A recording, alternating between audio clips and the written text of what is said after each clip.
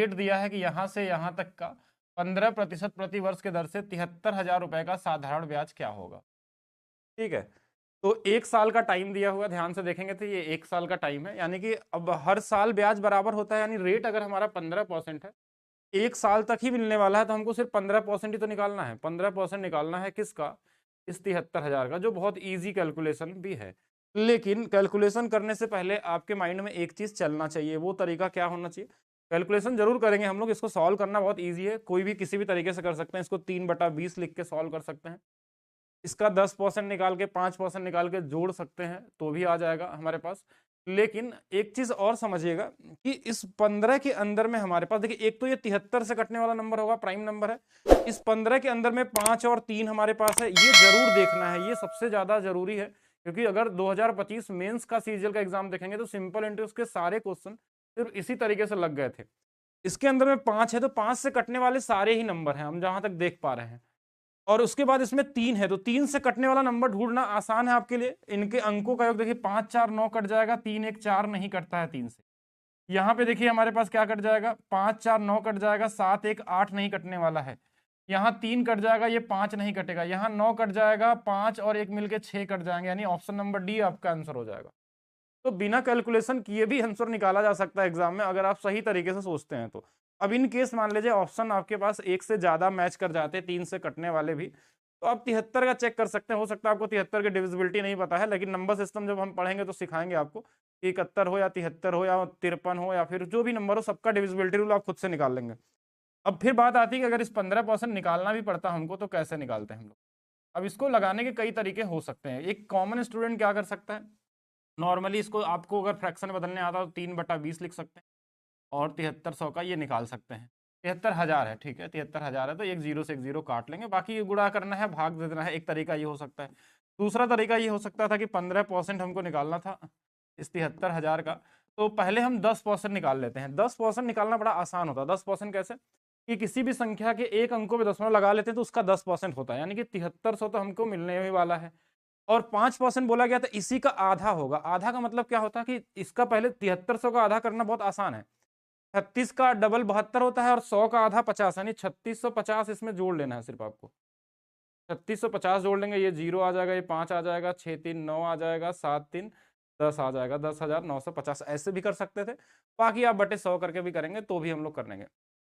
सब कुछ पढ़ाया जाएगा, धीरे धीरे टॉपिक वाइज ही चलेंगे ना, एक साथ सब कुछ पढ़ लेंगे ऐसे कैसे होने वाला। देखिए ये तो हो गया लगाने का, लेकिन ध्यान रखिएगा कि यहाँ से आपको ये समझना है कि अगर डिविजिबिलिटी रूल कहीं काम करती है तो उसको जरूर अप्लाई करना है। नंबर सिस्टम का पूरा यूज। देखिए नेक्स्ट क्वेश्चन देखते हैं हम लोग क्या दिया हुआ। कि 47,500 की धनराशि 17 वर्षों प्रति वर्ष साधारण ब्याज की दर से कितनी दर से इतनी ब्याज अर्जित होगा 17 वर्षों में। तो हमको एक ही चीज पता है पूरे सिंपल इंटरेस्ट में, कि हर साल का साधारण ब्याज बराबर होता है। बस इसी चीज को ध्यान रखेंगे, सारे क्वेश्चन बन जाएंगे आप। तो हमने देखा कि ये जो ब्याज बन के हुआ है 47,500, ये हमारा बन गया है 15,425। अब या तो हम देखें कि ये कितना बढ़ा है, कितना परसेंटेज, अगर परसेंटेज में निकालना है, क्योंकि देखिए हमको एग्जैक्ट डेटा से कोई फर्क पड़ता नहीं है, कि हमको क्या चाहिए कि ये इतना यहाँ से यहाँ तक कितना परसेंट बढ़ा है। अब जितना परसेंट बढ़ा होगा उसमें 17 से भाग दे देंगे। अब क्यों 17 से भाग देंगे, क्योंकि हर साल का ब्याज तो बराबर है। जो पहले साल बढ़ा होगा वही दूसरे साल, वही तीसरे साल, वही 17 बार बढ़ा होगा। सिंपल इंटरेस्ट तो इसीलिए आसान है ना, क्योंकि कंपाउंड में क्या होता है कि हर साल का ब्याज चेंज होता रहता है। पहले साल का अलग होगा, दूसरे का अलग होगा, तीसरे का अलग, ब्याज पे ब्याज मिलता रहता है। लेकिन इसमें क्या है कि अगर हमने ये निकाल दिया कि ये कितना परसेंट बढ़ा है, तो उसी में 17 से डिवाइड कर लेंगे, एक साल का ब्याज आ जाएगा। अगर 18 साल में बढ़ता तो 18 से भाग देते हैं, 20 साल में बढ़ता तो 20 से भाग देते हैं, क्योंकि हर साल का बराबर है हमारे पास। अब आपके पास है कि इस कैलकुलेशन को कैसे इजी बनाया जाए। देखिए अगर ये इजी नंबर होता तो बड़े कॉमन तरीके से कोई निकाल सकता था और बहुत इजी क्वेश्चन है। लेकिन 2021 में क्वेश्चन में क्या किए हैं कि क्वेश्चन के डेटा को बड़ा करने की कोशिश की है। अब एक और तरीका मैं बताता हूँ, रेशियो का एक छोटा सा ट्रिक है, अगर चाहें तो इसको अप्लाई कर सकते हैं एग्जाम में। एक तो होता है कि सीधा सीधा काट लीजिए आप, तो अभी 25 से देखिए ये भी कटने वाला, 25 से ये भी कटने वाला, वो भी एक तरीका कर सकते हैं। लेकिन अगर आप चाहें तो एक इजी कहीं पे भी यूज करना हो, कि कभी भी लास्ट में अगर 5 मिलता हो, अगर इसको अप्लाई करना चाहें तो कर सकते हैं सभी लोग। तो इसको काटने से बढ़िया होता है कि इसको डबल कर देना, यानी 2 गुना करने पे क्या होता है कि लास्ट में 0 बन जाता है। अगर लास्ट में 5 है तो क्या बनेगा, 2 गुना करने में 0, वो 0 से 0 कटना ज्यादा आसान हो जाएगा आपको। 25 से भाग देने से बेहतर क्या होगा, जैसे इसका डबल करेंगे तो क्या आएगा, ये 0 0, 5 का डबल 10, 7 का डबल 14 15 आ जाएगा, 4 दूना 8 1 9, ये 95 बने।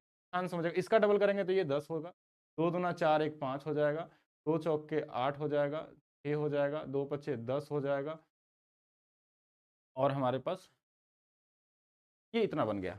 ठीक है, अब देखिए एक जीरो से जीरो कट गया। अगर किसी को लगे कि नहीं और भी हमको फिर से डबल करना चाहिए, तो हमने 5 यहाँ देखा, यहाँ भी 5 है, तो डबल करेंगे तो फिर से जीरो बनेगा। जैसे क्या होगा, ये डबल होगा, 2 पचे 10, 2 9 18 19, ये 19 बन जाएगा। इसको डबल करना चाहेंगे, देखिए ये 10 होगा, 2 18 और एक 19 हो जाएगा, 2 छक 12 13 हो जाएगा, और 2 3 जाएगा। अभी एक जीरो से एक जीरो और कट गया। वैसे तो काट सकते हैं और भी, देखिए अब देखिए लास्ट में 5 नहीं है तो काटने की जरूरत नहीं है। देखिए उसमें 19 दिया है ना, तो इसीलिए दिया हुआ कटने के लिए दिया है ही।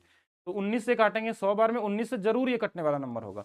19 से देखिए 3 बार 57 आ जाएगा, 4 43 और 19 दूना 38, और हमारे पास अच्छा यहाँ पे गलत कर दिया गया है क्या, 2 पचे 10 क्योंकि कट नहीं रहा है, तो 0 2 8 16 17 होना चाहिए। तो यहाँ पे 19 दूना 38 हो गया, और यहाँ 19 57 38 यानी 3, हाँ तो ये हमारे पास फिर से 3 बार। तो ये वैल्यू आ गई। यहाँ से सीधा सीधा हमको दिख रहा है कि ये 223% बढ़ा हुआ है। अब ये 223% जो बढ़ा है ना हमारे पास, 223% ये 17 वर्षों में बढ़ा, तो एक का निकालना होगा, 19 बार में कट, तो 19 साल लगे होंगे। 19% रहा होगा, यानी ब्याज क्या रहा होगा, 19% रहा होगा। 17 सालों में अगर काट देंगे, एक साल का निकल जाएगा। ये कॉमन क्वेश्चन है, वैसे तो इजी है, लेकिन देखिए हमने काटने के लिए इसमें समय बर्बाद किया है, लेकिन ऐसा जरूरी नहीं है कि आप इसी तरीके से काटें। आप सीधा सीधा भी घटा के भी निकाल सकते हैं कि कितना इसमें इंटरेस्ट मिलने वाला है, वो भी एक तरीका आपके लिए बेहतर हो सकता है। आप 25 से काट सकते हैं, 5 से काट सकते हैं, जैसे भी काट लीजिए। मैं एक बस अप्रोच बताने के लिए यहाँ पे आपको बताया कि अगर 5 है तो आप डबल करके काटेंगे तो ईजी होता है। जैसे मान लीजिए कहीं आपको ऐसा नंबर दे दें 495 है, और यहाँ हम दे दें 445 है। अब बोले काटना है तो 5 से तो कट ही रहा है, तो हम इसको डबल कर देंगे ना, तो ज़्यादा इजी हो जाएगा हमारे पास। 4 का 800, 800 ये 90 हो जाएगा। इसको डबल कर देंगे, हमारे पास देखिए 2 का डबल हमारे पास 0 हो जाएगा, 5 2 9 18 19 हो जाएगा, और 2 चौके 8 एक 9 हो जाएगा, 990 हो गया। तो ये जीरो से जीरो काटना ज़्यादा आसान, अब आंसर हमारे पास आ चुका है। तो अगर 5 रहे तो आप चाहें तो काट सकते हैं, बाकी किसी भी नंबर से काट लीजिए, यूनिट डिजिट जो भी आप करना वो एक बाद की बात है। देखिए नेक्स्ट क्वेश्चन देखते हैं हम लोग क्या दिया हुआ वाला है। देखिए वही क्वेश्चन सब एक ही टाइप से सॉल्व होते हैं, बस इनकी लैंग्वेज बस अलग अलग है। हमको 2 गुना करना है, यानी कितना बढ़ाना होगा। देखिए ये मैं लिख रहा हूँ, लिखना नहीं, आपको आपके माइंड में आना चाहिए कि 2 गुना मतलब 100 से 200 करना, बढ़ाना कितना है तो 100 बढ़ाना है। ये आपके माइंड में आना चाहिए कि 100 यूनिट हमको बढ़ाना है, और रेट हमारा 12.5% है, तो 100 में 12.5 से भाग दे दीजिए, 8 बार में कट जाता है, यानी 8 साल लगेंगे। ये कॉमन क्वेश्चन है, 1 1 सेकंड वाले क्वेश्चन होते हैं एग्जाम में। अगर इनको ज़्यादा समय देंगे तो ये, अगर जहाँ कैलकुलेशन होगा वहाँ कैलकुलेशन करेंगे, नहीं तो ये ईजी होगा, वहाँ ईजी करना है। एक ये वाला टाइप देख लीजिएगा, इसमें 2-3 क्वेश्चन लिए गए हैं, लेकिन आपके एग्जाम में कम से कम 20 से ज़्यादा क्वेश्चन आए थे सेम टाइप के, तो सेम ही टाइप के बहुत ज़्यादा क्वेश्चन नहीं करना है। एक साधारण ब्याज पर निवेश किया गया एक धन 18 वर्षों में 3 गुना होता है, यानी 3 गुना होने का मतलब कितना बढ़ रहा है, तो बोलेंगे 2 बढ़ रहा है। कैसे पता चला ये 2 बढ़ रहा है, हम ऐसे बोलेंगे 1 से अगर 3 हुआ है तो ये बढ़ा कितना है 2, ये 2 बढ़ने में इसको 18 वर्ष लग गए। लेकिन पूछा गया 19 गुना कितने समय में हो जाएगा। 19 गुना होने का मतलब 1 से 100 से 1900 हो रहा है, तो हमको 18 बढ़ाना है, यानी 18 यूनिट की वैल्यू हमको चाहिए। अगर 2 की वैल्यू ये है, ये 9 गुना पे है, तो इसमें भी 9 का गुना कर लेंगे, 18 9 162, 162 साल लगेगा। ठीक है, ये कॉमन सा क्वेश्चन है। ऐसे भी सोच सकते हैं कि 1 से हमारे पास 3, 2 यूनिट बढ़ा था, 2 की वैल्यू अगर 18 साल थी, अब 1 से हमको कितना करना है, 19 करना है, तो यहाँ 18 बढ़ाना है। तो 2 बराबर अगर 18, तो 18 बराबर 162 हो जाएगा। ये इससे 9 गुना पे, तो ये भी 9 गुना। लेकिन हम करें इतना कुछ लिखने की जरूरत है नहीं, ये कॉमन क्वेश्चन आता है, इसको मेंटली किया जा सकता है, और बहुत सारे क्वेश्चन आपके एग्जाम में पूछे गए हैं। जैसे कि अब हमको दिया 3 गुना मतलब 2 यूनिट की वैल्यू दिया है, 19 गुना पूछा मतलब 18 की वैल्यू पूछेगा। और जरूरी नहीं कि हमेशा इधर से ही देखना है, इधर से कट रहा है तो इसको भी उतना गुना पे कर लेंगे, ये भी 9 गुना तो ये भी 9 गुना होगा। क्वेश्चन में सारी वैल्यू सेट रहती है। देखिए नेक्स्ट क्वेश्चन देखते हैं हम लोग क्या दिया हुआ। अपनी जमा पूंजी का एक बैंक में निवेश किया, ये राशि साधारण ब्याज में 2 साल में इतनी होती है, 5 सालों में इतनी हो जाती है। तो हमने देखा कि यहां से लेके यहां तक बढ़ने में कितना बढ़ गया, तो आप बोलेंगे देखिए यहां से देखिए 20 जोड़ेंगे, 80 जोड़ेंगे तो 1200, और इधर 100, 180 बढ़ गया। अब 180 बढ़ा था यहां से यहां तक, इनके टाइम का डिफरेंस कितना है, तो बोलेंगे 3 सालों में बढ़ा है। अब 3 सालों में 180 बढ़ा, यानी हर साल कितना बढ़ता होगा, 60 बढ़ता होगा।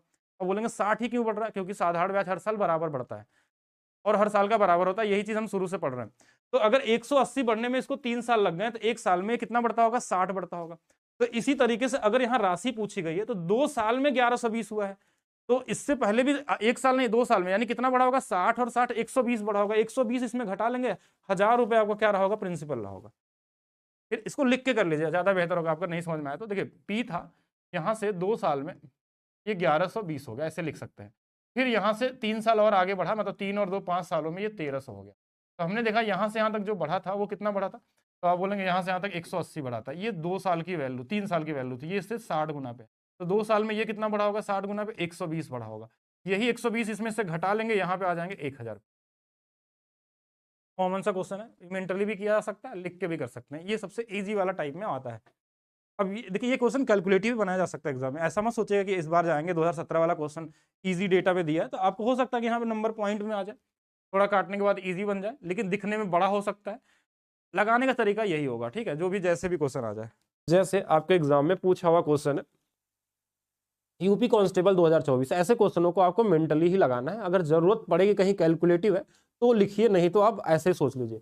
अब इस क्वेश्चन में देखिए 2024 में क्या पूछा गया कि एक बस 50 किलोमीटर प्रति घंटे की चाल से चल रहा है, इसकी स्पीड दी हुई है 250 किलोमीटर चलना है। अब 250 किलोमीटर 50 की स्पीड चलेगा तो इसमें भाग दे देंगे, 5 घंटा लग जाएगा। यहाँ टाइम नहीं दिया तो इसको 5 घंटा बना लीजिए, बस इतना ही करना था इसमें, ठीक है। ये कॉमन वाले क्वेश्चनों को आपको कॉमन तरीके से करना है, ठीक है। इसमें अगर लिखना भी चाहेंगे, टाइम ही पूछा गया है ना, तो डिस्टेंस अपान में स्पीड हो जाएगा, तो 250 बटे में 50। अब इसको लिखने की जरूरत नहीं, ए और बी गति अनुपात दिया है, वह दूरी 5 घंटे में इतने चलते हैं। तो पहले देखिए यहाँ भी दूरी सेम है, कैसे, अगर वह दूसरी कार 5 घंटे में इतना किलोमीटर चलता है तो यहाँ से इसकी स्पीड तो निकाल ही सकते हैं, 5 से भाग दे देंगे, 5 वाट है 40 और 5 चौके 20, ये इसकी चाल है दूसरी वाले का। इनकी स्पीड का अनुपात दिया है 6 और 7, इसकी स्पीड दिया है 84 और इसकी स्पीड पूछा गया है, तो ये कितने बार में, 12 बार में, तो ये भी 12 बार में। ये तो वैसे ही ईजी था, इसमें तो कुछ करना नहीं था, ठीक है। तो 72 हो जाएगा, ठीक है। ये कॉमन क्वेश्चन था, मतलब एक की स्पीड दिया है, दूसरे का पूछा गया। इस क्वेश्चन में कोई रेशियो को उल्टा उल्टा करने की जरूरत नहीं है, और वैसे तो डिस्टेंस फिक्स है, लेकिन तो भी हमारे पास ऑलरेडी स्पीड का रेशियो दिया, तो टाइम क्यों निकाले, टाइम के बारे में पूछा ही नहीं था, तो यहाँ पे हमारे पास क्या होगा, डी होगा। लेकिन आपको प्रीवियस ईयर तो जरूर आना चाहिए, ठीक है, उसके बाद ही आपको करना है। वही सेम चीज है, 4 से 3 हो गया, तो ये 3 से कितना होगा, 4 हो जाएगा। 1 यूनिट की वैल्यू 20 मिनट है, तो 3 की वैल्यू 60 हो जाएगी। इससे पहले किया था हमने, जब इसमें 45 आ रहा था, इसमें क्या होगा, 1 घंटा होगा, ठीक है। 60 वाले सही है, प्रैक्टिस करिए, जिनका भी स्पीड नहीं बढ़ रहा प्रैक्टिस करें, ठीक है। दीपक, अगर आप प्रैक्टिस नहीं करेंगे तो स्पीड कैसे बढ़ेगी, आप सोचेंगे कि बस क्लास देख के स्पीड बढ़ा लें, प्रैक्टिस, यानी जो भी चैप्टर पढ़ रहे हैं उस पर जाकर क्वेश्चन लगाइए, कोई भी क्वेश्चन उठा लगाइए, एमटीएस का लगा लीजिए, जीडी का लगा लीजिए, सीपीओ का लगा लीजिए, हाँ उसके क्वेश्चन को लगाइए, जो चैप्टर पढ़ चुके हैं पूरा, आधा अधूरा नहीं। जैसे अगर आपने इससे पहले जो भी चैप्टर पढ़ा, कौन सा चैप्टर पढ़े थे हम लोग, एपीजीपी पढ़े थे, तो उसके क्वेश्चन जाके लगाइए, आप ट्राई करिए, जो भी प्रीवियस ईयर क्वेश्चन है उसको लगाइए। एक व्यक्ति एक दूरी को तय करने में 10 घंटे लगते हैं, वह अगर अपनी गति को 20% कम कर लेता है तो उतनी ही दूरी तय करने के लिए समय कितनी बढ़ोतरी, अगर 20 से कम है यानी आंसर 25 होगा, क्या होगा, 25।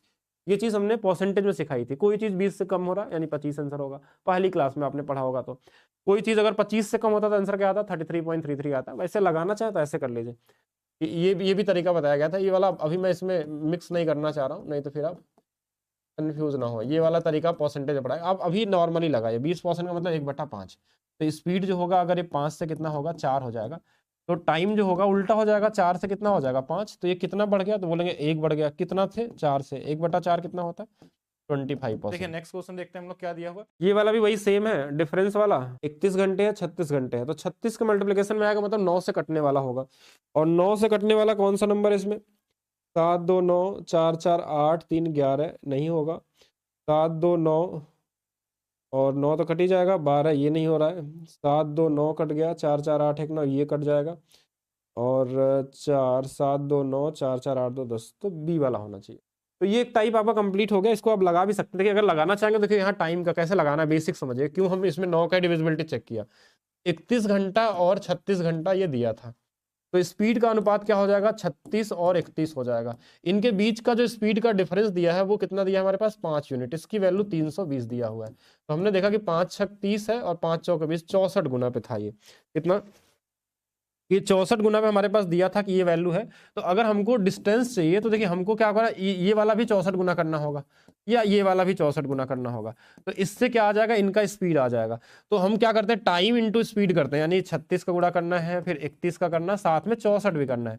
तो यहाँ से हमने 9 की डिविजिबिलिटी चेक कर ली, हम चाहे तो 8 का भी चेक कर सकते थे, लेकिन 8 से सभी कट जा रहे थे, तो 9 चेक करना ज्यादा आसान था, जहां जरूरत पड़े 11 चेक कर लीजिए, कहीं 9 दिख जाए 9 कर लीजिए, जहां जो समझ में आए वो कर लीजिए। इसके बाद आपका टाइप कि जब कोई ट्रेन हमारा किसी एक ऐसे आर्टिकल को या ऑब्जेक्ट को पार करती है जिसकी लंबाई हम ना मान के चलते हैं, जैसे कोई आदमी हो, कोई पोल हो, कोई बाइक हो, अगर ऐसा कोई चीज़ हो जिसकी लंबाई ट्रेन के तुलना में बहुत छोटी होती है, तो उस समय वो अपने लेंथ के बराबर ही चलती है। जैसे इस क्वेश्चन में क्या दिया है कि 90 किलोमीटर, जैसे ये 90 दिख गया आपके दिमाग में तो आपके माइंड में ही चलना चाहिए 18 पचे 90, तो 5 गुणे 5 25 मीटर प्रति सेकंड है, ये पता होना चाहिए, दोनों कन्वर्ट आपको होना चाहिए। अब 25 मीटर प्रति सेकंड के हिसाब से चल रहा है, 35 मीटर लंबी रेलगाड़ी को पार करने में कितना समय लगेगा? अब देखिए 35 मीटर लंबी रेलगाड़ी है, तो अगर हम बात करें एक बिजली के खंभे को पार करने में कितना समय लगेगा? तो ट्रेन की जो लंबाई है उतना ही चलेगी, यानी कि हमारे पास ऊपर में क्या होगा कि 35 मीटर ही चलने वाली है खंभे को पार करने में और स्पीड क्या है 25 का है। तो 5 से काट लीजिए ये 7 बार में, 5 से काट लीजिए 5 बार में। आपका आंसर आ चुका है 7/5 सेकंड लगने वाला है। अगर सेकंड में आंसर दिया तो अब इसको थोड़ा भाग भी दे सकते हैं, 1 और 5 चौक के 20 यानी कि 1.4 आ जाएगा। एक कॉमन ईज़ी वाला क्वेश्चन, इसमें कुछ करने की ज़रूरत नहीं है, ये आप खुद बता देंगे। आप सारे लोग साथ में लगाएँगे क्वेश्चन को, जिनके पास पेन कॉपी के साथ बैठे हुए हैं। जैसे दूसरा क्वेश्चन है, अब इस बार क्वेश्चन में देखिए 18 से कटने वाला नंबर नहीं दिया है, तो ऐसा नहीं कि 18 से नहीं दिया है तो आपको नहीं आना। जैसे 1 किलोमीटर दिया तो हमको पता है 5/18 से गुणा करना है, लेकिन और बहुत सारी चीज़ें होती हैं एग्ज़ाम लगाने समय क्वेश्चन। कुछ नंबर आपको और भी दिखने चाहिए, जैसे ये नंबर दिखे कि 2 और 7 जोड़ने पे 9 आ रहा है। 2 और 7 जोड़ने में क्या आ रहा है हमारे पास? 9 आ रहा है। इसका मतलब जब 2 नंबरों को जोड़ के बीच वाला नंबर आता है तो 11 से कटने वाला होता है। यानी जो आंसर होगा वो 11 से कटने वाला होना चाहिए। जैसे इनको जोड़ने पे नहीं आ रहा, देखिए 4 और 1 जोड़ने पे 5 आ रहा है, ये हो जाएगा, ये नहीं होगा, ये नहीं होगा, मतलब ये वाला ऑप्शन है। लेकिन ये तो बाद की बात है लगाने की, लेकिन लगाएँगे कैसे? क्या क्वेश्चन ने पूछा है पहले वो देखते हैं। ये स्पीड दिया हुआ है, 7 सेकंड में एक खंभे को पार करती है, लंबाई ज्ञात कीजिए। मतलब इन्हीं दोनों का गुणा करना है। लेकिन जो ये नंबर हमारे पास है 79.2, इसमें हमको गुणा करना पड़ेगा 5/18 से। के बाद 7 से करना है हमको। अब बस ये नंबर हमको जब गुणा करेंगे तो हमको दिख गया कि इसके अंदर में 11 छुपा हुआ है, तो 11 से कटने वाला नंबर होगा। दूसरा 7 छुपा हुआ, 7 से कटने वाला नंबर होगा। या इसको सॉल्व भी कर सकते हैं। अब ये 18 नीचे है, इसका मतलब ये ज़रूर कटने वाला होगा। जैसे ये जो नंबर हमारे पास है, ये क्या है? ये 72 गुणे में 11 है। कैसे पता चला? क्योंकि इन्हीं दोनों को जोड़ेंगे तभी तो 9 आया होगा। यानी कि 18 से ये 4 बार में कट जाएगा सीधा। पॉइंट को अगर भूल जाएँ थोड़ा देर के लिए और हमारे पास सिर्फ इनको गुणा कर लेना है कि 11 गुणे 4 44 और ये 5 चौक के 20 हो जाएगा, 2 22 गुणे 7 154 आ जाएगा। अब किसी भी तरीके से कर लीजिए, कैलकुलेशन आपका अपना हिस्सा हो सकता है पार्ट।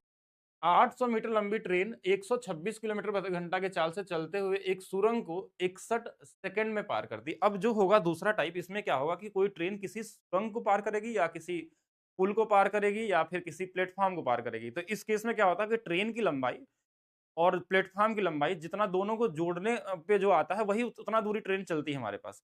लेकिन उससे पहले एक चीज़ समझिएगा कि ये जो स्पीड दिया है ना इसको ध्यान से पहले देखना। जैसे ये दिख रहा है 18 से कितने बार में कटने वाला नंबर है? 7 बार में। यानी अगर 5 से 7 बार में करेंगे तो 35 मीटर प्रति सेकंड है। ये चीज़ आपको पता होनी चाहिए कि 35 मीटर प्रति सेकंड हमारे पास है। अब ये चीज़ जैसे मिल गया हमको तो क्वेश्चन में क्या हुआ कितना सेकंड चला है? 61 सेकंड चला है। तो इस स्पीड से अगर 61 सेकंड चलेगा तो बस मल्टीप्लाई करना है। अब कैसे मल्टीप्लाई होगा? तो आप 2 तरीके से सोच सकते हैं। या तो पहले 60 का गुणा कर लीजिए 35 में। 35 का 60 में गुणा कैसे होगा? तो 35 का टेबल तो बहुत लोगों को नहीं याद होगा। तो 35 का टेबल कैसे याद होगा? तो 35 का 3 गुना 105, ए गुना कितना? 105 का डबल 210 यानी 2100 मीटर हो गया हमारे पास। और एक बार और 2135 मीटर यानी चला कितना है? 2135 मीटर चला है। अब इसी 2135 मीटर में दोनों होंगे। इसमें क्या होगा? ये लंबी ट्रेन भी होगी और प्लेटफ़ॉर्म भी होगा। तो इसमें से अगर 800 हम हटा दें इसके अंदर में तो जो बचेगा वो ट्रेन की लंबाई होगी। तो जब ट्रेन किसी प्लेटफ़ॉर्म को पार करती है तो उस समय हमारे पास ट्रेन की लंबाई और प्लेटफ़ॉर्म की लंबाई दोनों जुड़े हुए आते हैं। तो 35 सेकंड का हमने गुणा किया है 61 में, कैसे गुणा किया? 35 गुणे 6 210 हो गया, एक जीरो लग गया 2100 हो गया, 35 और दो जोड़ दिए 2135 हो गया। 800 घटाना तो कैसे घटाएँगे? माइंड में ही करना है ये सब चीज़ें। अब 2100 में 800 घटाना बहुत आसान है, 2100 में 800 घटाएँगे तो हमारे पास कितना आ जाएगा? अ, अगर हम स एक 100 घटा लेते हैं 2100 में तो 2000 हो जाएगा, 700 घटा लेंगे तो हमारे पास 1300 बचेगा और जो अलग से 35 है तो 1335 हमारे पास क्या हो जाएगा? ये ट्रेन की लंबाई है और ये प्लेटफ़ॉर्म की लंबाई है, ये ट्रेन की तो पहले से दिया हुआ था। तो 1335 वाला आपका आंसर हो जाएगा। तो अब कितना जल्दी आप कर लेते हैं अपने माइंड में वो आपके ऊपर डिपेंड करता है। अब थोड़ा कैलकुलेशन स्पीड होना चाहिए, गुणा करने भी आना चाहिए। अगर मान लीजिए आपको डायरेक्ट नहीं गुणा करने आता तो 2 डिजिट का क्रिस क्रॉस मेथड वाला मल्टीप्लाई करके भी कर सकते हैं। टाइप नंबर 3, ये भी वही है क्या? एक ट्रेन एक खड़े आदमी को 10 सेकंड में पार करती है, 5 मीटर लंबाई वाले एक सुरंग को 17, वही सेम चीज़ है। अब यहाँ भी लंबाई है, देखिए यहाँ भी ट्रेन क्या करती है 2 ऑब्जेक्ट को पार कर रही है, एक आदमी को भी, लेकिन जब आदमी को पार करेगी तो आदमी की लंबाई तो 0 मीटर होगी। ध्यान समझिएगा, आदमी की लंबाई 0 मीटर होगी और प्लेटफॉर्म की लंबाई क्वेश्चन में दिया है और इनका टाइम दोनों का अलग अलग दिया हुआ। ध्यान समझिएगा, इस बार जब हमारा डिफरेंस देखिए पिछले क्वेश्चन में क्या था कि ये दोनों अलग अलग लंबाई वाले थे, लेकिन जब हम आदमी को पार करेंगे ट्रेन ना तो उसकी लंबाई तो 0 ही है, तो 0 और 105 का डिफरेंस तो 105 ही आने वाला है, ये माइंड में करना आपको। और इनका जो डिफरेंस है वो कितने का है, 7 का है। ये स्पीड आ गया 15 मीटर प्रति सेकंड, और इस क्वेश्चन को अगर आप 2 सेकंड से ज्यादा समय ले रहे हैं पढ़ने के बाद, कोई मतलब है नहीं। ठीक है, बहुत इजी तरीके से लगना चाहिए। हमने एक ही चीज बताया कि अगर कोई ट्रेन किसी दो ऑब्जेक्ट को एक साथ पार कर रही है और दोनों का टाइम दिया हुआ है, तो जब आदमी को पार करेंगे तो आदमी की लंबाई 0 मान के चलते हैं, या खंबे की लंबाई 0 मानते हैं। प्लेटफॉर्म 105 मीटर का है, तो दोनों के बीच का डिफरेंस 105 है और टाइम दोनों का दिया है, एक को 10 सेकंड लग रहा है, एक को 17 सेकंड लग रहा है, तो दोनों के बीच का जो टाइम का डिफरेंस है वो 7 है, तो बस 105 में 7 से भाग दे दिया, 15 मीटर प्रति। अगर यहाँ पे स्पीड पूछी गई है, अगर आपसे यहाँ पे क्या पूछा जाए कि लंबाई कितनी होगी ट्रेन की, अगर ये पूछता तो क्या होता, 15 की स्पीड है, अगर 10 सेकंड चलेगी तो कितना चलेगी, 150 मीटर। तो उस समय किसको पार की थी, आदमी को, तो आदमी की लंबाई तो 0 है, तो ट्रेन की लंबाई 150 हो जाएगी। तो अगर ट्रेन की लंबाई पूछती तो 150 होता। टाइप वाले क्वेश्चन है। अब यहाँ से आपका शुरू होता है रिलेटिव स्पीड कॉन्सेप्ट। अभी तक जो ट्रेन पार कर रही थी जितने भी लोगों को, वो सभी लोग स्थिर लोग थे, आदमी भी खड़ा था, प्लेटफॉर्म भी खड़े थे, मतलब स्थिर थे, और हमारे पास कोई सुरंग भी था, तो वो पुल भी था, तो वो एक जगह फिक्स था। लेकिन अब हमारे पास जो यहाँ से कॉन्सेप्ट होगा रिलेटिव स्पीड का होगा। रिलेटिव स्पीड में भी दो तरीके के कॉन्सेप्ट मिलेंगे आपको।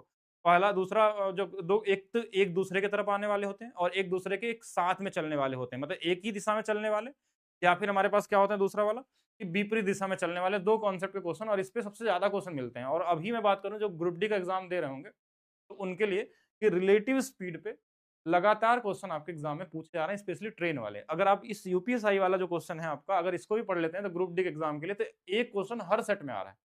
जो भी 2-3 टाइप के क्वेश्चन बनते हैं रिलेटिव स्पीड में, तो एक क्वेश्चन आपको मिल ही रहा है, 100% फिक्स वाला क्वेश्चन है।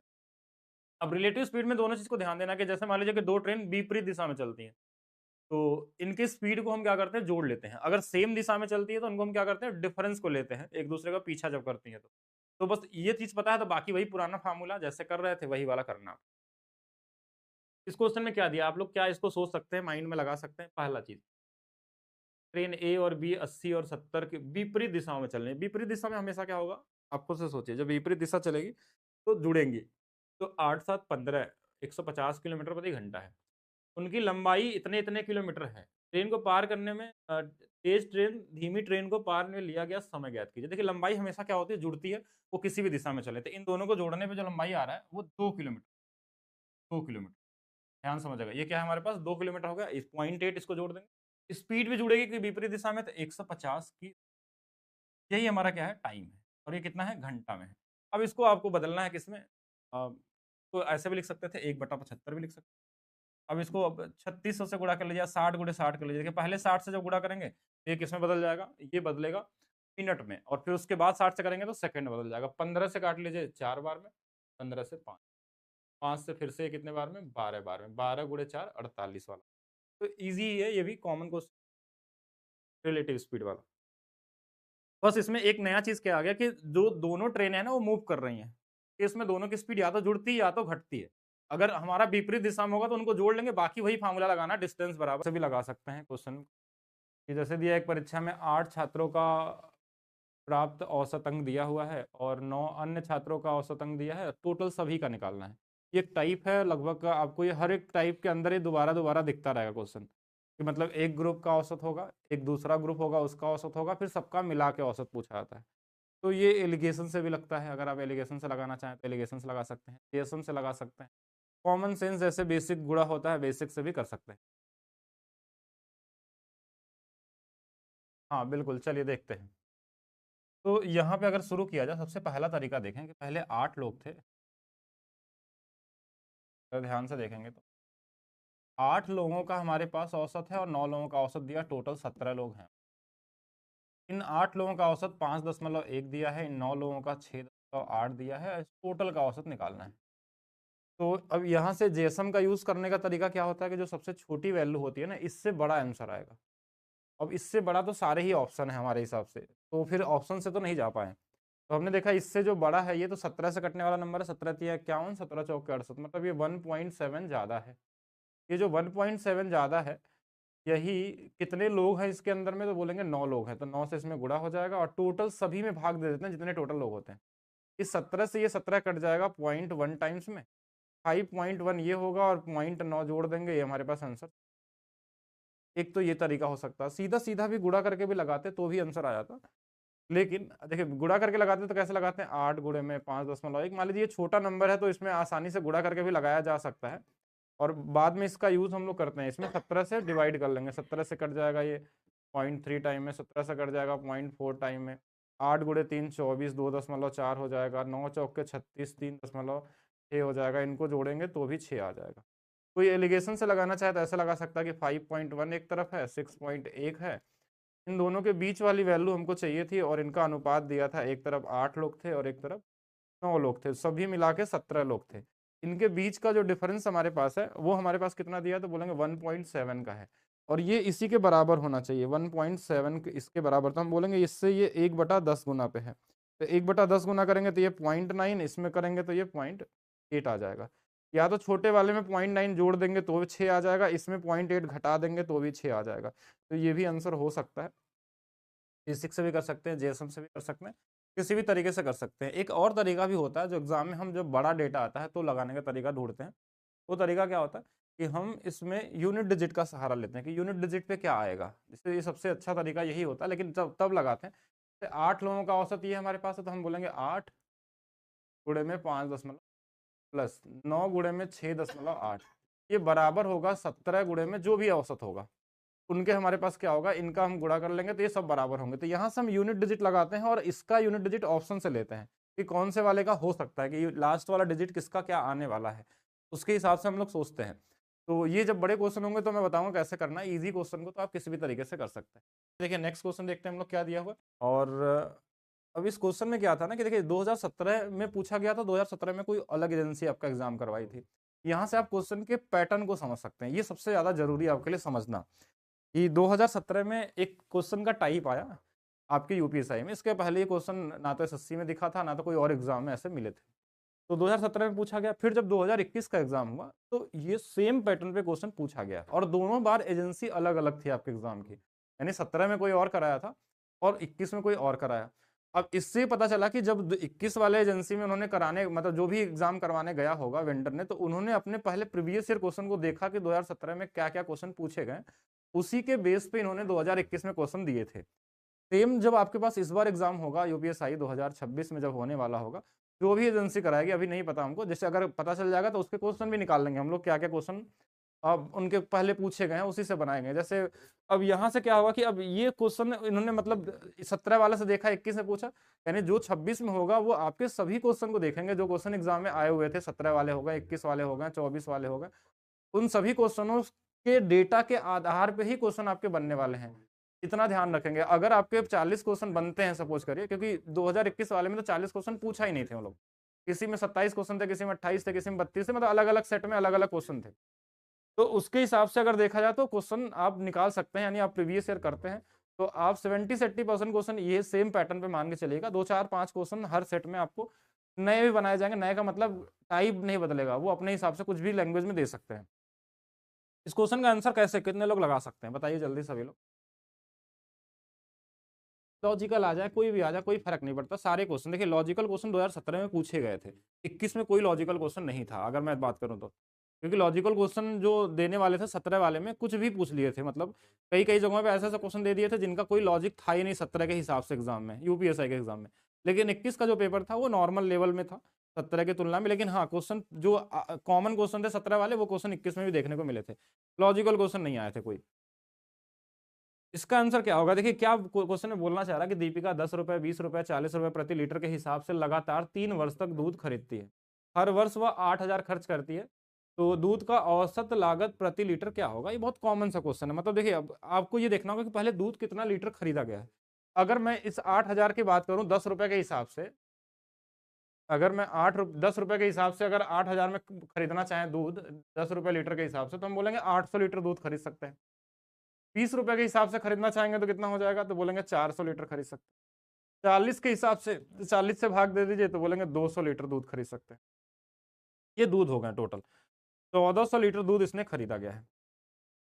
ये 1400 लीटर दूध इसने तीनों साल में मिला के खरीदा। ठीक है, ये हो गया कॉमन सा क्वेश्चन कि 1400 लीटर दूध खरीदा गया, लेकिन आपसे ये पूछा गया तो औसत वो निकालिए, लागत बताइए।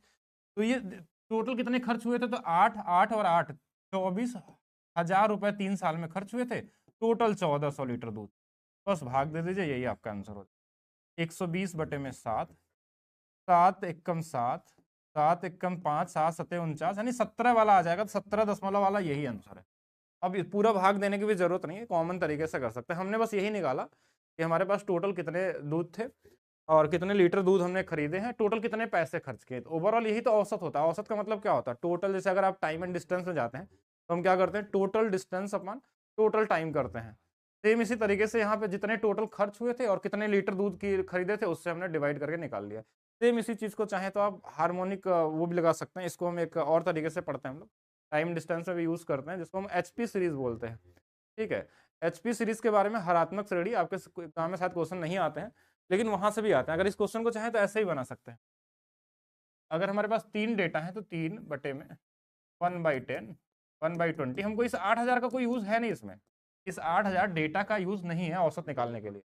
जैसे हम औसत जब सॉल्व करते हैं टाइम एंड डिस्टेंस में, अभी पढ़ेंगे आप लोग, तो टोटल डिस्टेंस करते हैं, वहां डिस्टेंस की जरूरत नहीं अगर वो सेम खर्च कर रहे हैं तो। जैसे यहाँ हर साल 8,000 रुपए खर्च हो रहा है, अगर मान लीजिए तीनों साल का अलग अलग पैसे खर्च करते तो हमको इसमें अलग अलग भाग देके सबका लीटर की संख्या निकालनी पड़ती। लेकिन जब हमको दिख रहा है कि हर साल हमारे पास क्या है, सेम ही अमाउंट खर्च हो रहा है, तो आप पूरा डेटा यूज करने की जरूरत नहीं है इसको कि ऐसे लगाएं इस तरीके से। आप ऐसे भी कर सकते हैं थोड़ा, ये तो चलिए हार्मोनिक छोड़ते हैं, इतना ज्यादा मेथड नहीं सीखना आपको। आप ये समझ सकते हैं जैसे टाइम वन वर्क पढ़ते हैं आप, तो ए किसी काम को 10 दिनों में करता है, बी किसी काम को 20 दिनों में करता है, सी 40 दिनों में करता है। या फिर हमको अगर टाइम एंड डिस्टेंस रहता है तो इनकी स्पीड दी रहती है कि 10 की स्पीड है, 20 की स्पीड है, 40 की स्पीड है। हमने इसका वो ले लिया एलसीएम कि चलिए क्या ले लिया एलसीएम, हमने 40 ले लिया। ठीक है, तो 40 से ये 4 बार में कट जाएगा, 20 से 2 बार में, 40 से 1 बार में, तो ये 40 बटे में हमारे पास 4, 2, 6 और एक 7 से भाग दे देंगे। ये हमारा क्या आ जाएगा, इसका टोटल टाइम आ जाएगा तीनों मिलके, यानी औसत टाइम आ जाएगा। अगर स्पीड में है तो स्पीड आ जाए, यहाँ पे हमारे पास क्या पैसे है तो पैसे आ जाएंगे। लेकिन ध्यान रखिएगा, यहाँ पे ये जो 40 है ना, ये 3 बार करना पड़ेगा। क्यों 3 बार करना पड़ेगा, क्योंकि 3 साल अलग अलग पैसे जो थे 3 बार गुणा करना होगा उसका, क्योंकि ये 40 हमने 1 साल का माना था। ऐसे जब हम टाइम एंड डिस्टेंस पढ़ते हैं, जो डिस्टेंस मानते हैं ना, उसका भी 3 बार गुणा करते हैं। अगर 3 बार, अगर 2 बार है तो 2 बार गुणा करते हैं, 2 साल की बात होता तो वही सेम ही आंसर आपको मिल जाएगा 120/7। 120/7 कर लेंगे और वही 17.14 पैसे जो आएगा आपका, वो आ जाएगा आपके पास। देखिए नेक्स्ट क्वेश्चन देखते हैं हम लोग क्या दिया हुआ। 3 क्रमागत संख्याओं का औसत पहली संख्या के 1/3 से 15 ज्यादा है। 3 क्रमागत संख्या है 1, 2 और 3, और बोला गया कि औसत पहली संख्या के 1/3 से 15 ज्यादा है। औसत कौन होगा 3 क्रमागत संख्याओं में, ये बीच वाला होगा औसत। पहला चीज तो ये दिया है। पूछा क्या है क्वेश्चन में, सबसे बड़ी संख्या। अब सबसे बड़ी संख्या कौन, इन्हीं में से कोई होगा। तो अगर x मान के लगाएंगे तो टाइम लगेगा, तो क्यों नहीं इसी मान लेते हैं। देखिए अगर मैं मान लूं 22 मान लूं इसको, इससे एक कम ये 21 होना चाहिए और इससे एक कम ये 20 होना चाहिए। क्या इस 20 का 1/3 आप कर सकते हैं, कर तो सकते हैं, लेकिन पॉइंट पे जाएगा, मतलब हमने गलत मान लिया, 22 नहीं होना चाहिए। का मतलब हमने जो माना वो गलत माना, 1/3 भी तो करना है हमको। 3 संख्याओं में हमने 21 को ले लिया। अब 21 ले लेंगे तो हमने क्या माना था, 22 माना था ना, 21 माना था, तो मैं भूल भी गया क्या लिया था। अगर 21 लेंगे तो ये 20 होगा, ये 19 होगा, तो ये हो नहीं सकता। 22 लेंगे तो 22, 21 और 20, ये भी नहीं हो सकता। 23 लेके देखते हैं, 23 लेंगे तो 23 में से एक कम गया 22, 22 में से एक कम गया 21, हाँ ये हो सकता है। 21 यहाँ रहेगा ना, क्रमागत का मतलब एक एक के डिफरेंस पे है, और ये ना तो सम था ना तो विषम था, तो लगातार संख्या होंगी। इसका 1/3 कर लीजिए, तो बोलेंगे 1/3 इसका 7 आएगा। क्या इससे ये 15 ज्यादा है, तो 15 और 7 जोड़ने में 22 आता है, मतलब 23 वाला आपका आंसर सही था। अब जहां इक्वेशन बने ना, ऑप्शन का सहारा लीजिए, इजी तरीके से बन जाएगा। ठीक है, एक्स मानने से बेहतर है। ये क्वेश्चन देखेंगे, ये थोड़ा कैलकुलेटिव क्वेश्चन आपके एग्जाम 2017 में पूछा गया था आपके यूपीएसआई में। 7 क्रमागत पूर्णांकों के घनों का औसत दिया था। ठीक है, क्रमागत पूर्णांक थे, वो भी प्रथम नहीं दिया था, और घनों का औसत जो है 360 दिया। इन संख्याओं का औसत क्या होगा। अब इसमें ऑप्शन से हिट एंड ट्रायल भी करेंगे ना, तो भी बहुत टाइम टेकन वाला चीज़ है, और बेसिक से आप लगा ही नहीं सकते। पहला चीज़ तो कैलकुलेशन पॉसिबल नहीं इसका करना, क्योंकि क्यूब करके a+b+-b का क्यूब करके सॉल्व करना एग्जाम के लिए तो नहीं, तो एग्जाम के लायक तो क्वेश्चन था ही नहीं, मतलब ये लॉजिकल क्वेश्चन नहीं है कोई भी तरीके से। हाँ लेकिन आप लगाना चाहें तो देखिए, हमको घनों का जो योग होता है ये आपको पता होना चाहिए। 1 का क्यूब हो, 2 का क्यूब हो गया, का क्यूब हो, का जो सम आता है हमारे पास का क्यूब तक क्या आता है n बाई 2 का होल स्क्वायर। मान लिया कि चलिए n है या x मान लेते हैं x प्लस 1 बाई 2 का होल क्यूब, इसका औसत निकाल ले। देखिए ये योग हो गया, कितने संख्याएं थे 7 थी, तो 7 से हमने भाग दे दिया। इसकी जो वैल्यू है 360 दिया था, तो यहाँ से x प्लस 1 होल स्क्वायर होता है, ठीक है। तो बट्टे में 2 और ये वाला 7 इधर गुणा कर देते हैं, इधर गुणा कर देंगे तो 360, ऐसे गुणा कर लेते हैं सीधा, 7 7 6 42, 7 गुणे 3 21 और 25, और ये स्क्वायर था, स्क्वायर यहाँ से हटाएंगे तो ये हमारे पास रूट में आ जाएगा, और रूट में आ जाएगा तो ये लगभग 50 का स्क्वायर के आसपास। हमने एग्जैक्ट नहीं सॉल्व किया क्योंकि एग्जैक्ट निकलेगा भी नहीं, ठीक है। तो ये 50 के आसपास, और ये हम की किसकी वैल्यू आ गई x प्लस 1 बाई 2 की जो वैल्यू है वो 50 के आसपास है। अब ये जो संख्याओं का योग होता है, ये क्या होता है, लगातार संख्याओं का योग होता है, 1 से लेके कहीं तक भी निकालना होता है। अब इसमें संख्याएं कितनी थी, 7 थी, तो इसमें हमने 7 से भाग दे दिया, तो 7 7 49, लगभग 7 के आसपास वाला आंसर हो सकता है, लेकिन 6 भी वो हो सकता है, क्योंकि देखिए हमने जो ये फार्मूला यूज किया यहाँ पे ना, ये प्रथम के लिए होता है, और यहाँ पे ये क्रमागत है, और ये कुछ भी हो सकता है, ठीक है। तो ये अप्रॉक्स आंसर तो हमने बता दिया कि ये वाला आंसर हो सकता है, और ये क्वेश्चन वैसे तो दोबारा आएगा नहीं क्योंकि ये गलत है, एक तरीके से क्वेश्चन ही गलत है, लेकिन अप्रॉक्स आंसर निकालना चाहेंगे तो सबसे 7 सबसे नजदीकी आंसर होगा। और कहीं कहीं इसका आंसर आपको मिल सकता है अगर आप लॉजिकल तरीके से अगर ढूंढने की कोशिश करेंगे, तो ऐसे तो मेरे हिसाब से तो कहीं पहले कभी पूछा नहीं गया, तो 6 और 7 के बीच में आना चाहिए, मेरे हिसाब से आंसर होना चाहिए कि ये अप्रॉक्स मतलब 6 और 7 के बीच में आंसर, क्योंकि इसमें कोई आंसर नहीं बन सकता, क्योंकि एग्जैक्ट वैल्यू नहीं आ सकती, और क्योंकि अगर पूरा बेसिक सॉल्व करेंगे इसमें ना, तो बेसिक से भी नहीं निकल पाएगा। अगर संख्या मानेंगे भी, अगर 7 तो x मानेंगे, फिर दूसरा वाला x प्लस विषम संख्या है 2 मानेंगे, फिर x प्लस कुछ भी जोड़ लीजिए, अगर हम 2 जोड़ के ले लें, x प्लस 4 ले लें, और इस तरीके से लेते हुए चलेंगे अगर हम, फिर इनका क्यूब करेंगे, फिर इनके 7 से भाग देंगे, तो वो सोल्यूशन पॉसिबल नहीं है। हिट एंड ट्रायल से भी अगर देखा जाए, अगर मैं हिट एंड ट्रायल से भी देखूंगा तो भी एग्जैक्ट वैल्यू नहीं आ सकती, क्योंकि यहाँ मुझे पॉइंट दिख रहा है ना, तो एग्जैक्ट वैल्यू तो ये कोई है ही नहीं, आंसर ही नहीं है, आंसर तो गलत ही है वैसे सारा। तो भी अगर आप बेसिक से भी लगाना चाहें, नॉर्मली सोचना भी चाहें, अगर मान लीजिए 7 आंसर होगा, तो 7 क्रमागत होगा, तो इसके पास हमारे पास कितनी संख्या होंगी, 3 इधर 3 इधर 3 इधर, तो इसके आगे क्या होगा 8 10, के पहले क्या होगा 6 और 5 और 4। अब इन सब का क्यूब करके इनका औसत निकाल के चेक करना होगा कि कहीं ऐसा तो नहीं कि 360 आ रहा है, तो आएगा नहीं वैसे, ठीक है, क्योंकि यहाँ हमने चेक कर लिया पॉइंट में आ रहा है तो आएगा नहीं, तो क्वेश्चन कहीं ना कहीं मिसप्रिंट वाला है। और अगर